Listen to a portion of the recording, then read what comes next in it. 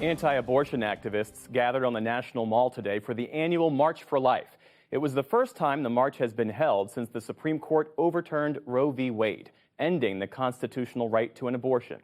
In a report co-produced with the PBS NewsHour, Kaiser Health News correspondent Sarah Varney spoke with those gathered in Washington about what this moment means for them.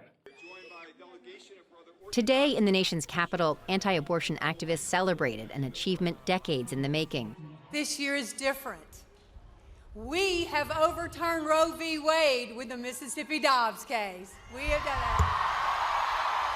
But movement leaders and grassroots activists gathered here from around the country say there's still work left to do.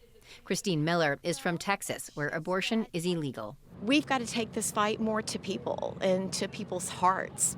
And it's more of letting people understand that we love each baby, we love each woman, and we want to help them, just show them that through all the difficulties of life, we're here to help them.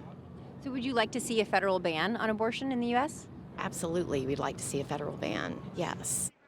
Lawyer Nellie Gray held the first march after the Supreme Court issued its 7-2 decision in Roe v. Wade.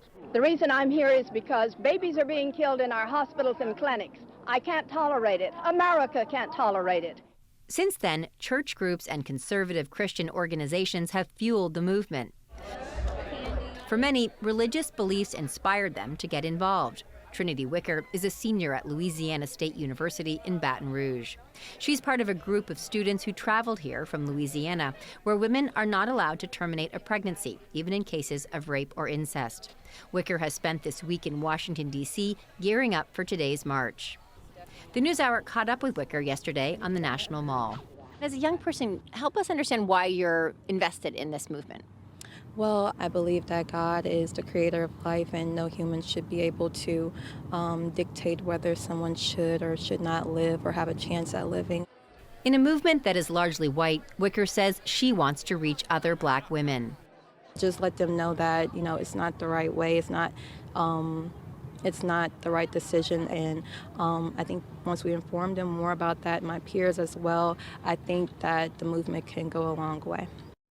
For decades, the March for Life ended at the U.S. Supreme Court, but this year it will pass by the U.S. Capitol and end between the Capitol and the court, signaling a shift in the movement's focus to lawmakers. We are not yet done. Jeannie Mancini runs March for Life, which organized today's event. Where do you want to take the movement next?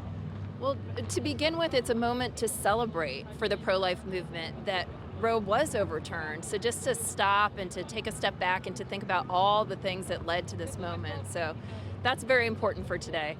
Since the Supreme Court overturned Roe, at least 13 states have banned abortions in all or nearly all cases, and a number of other states restrict abortion care.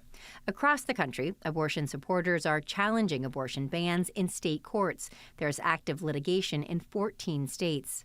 6 months after the court's decision, the effect on those seeking abortion continues to make headlines. Women having miscarriages turned away from emergency rooms. And where abortion remains legal, clinics are overwhelmed with patients from other states. Still, 62% of Americans think abortion should be legal in all or most cases, according to a survey conducted last year by the Pew Research Center. The fight is not over, certainly. There's still crisis unplanned pregnancies. Kristen Hawkins is president of Students for Life, with more than 1,200 student groups around the country. Our movement is about doing one thing, and that's ending the violence of abortion. So when we're writing laws or advocating for the passage of laws, that's what our intended effect is, and that's our goal.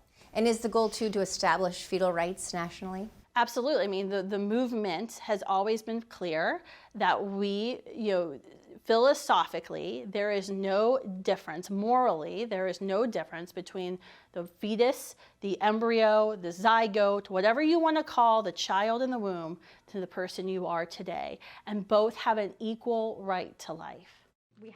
Abortion pills, an FDA-approved 2-pill regimen that safely stops a pregnancy and induces a miscarriage, are used in over half of pregnancy terminations in the U.S.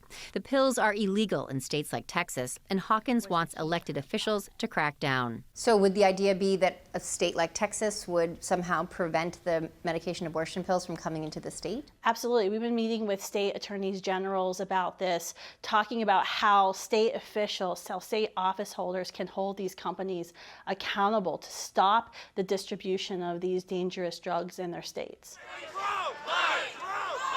Today marks a turning point for a movement that has had a singular focus for decades. But that focus is fracturing into competing priorities as the practical implications of criminalizing abortion take hold. For the PBS NewsHour and Kaiser Health News, I'm Sarah Varney in Washington.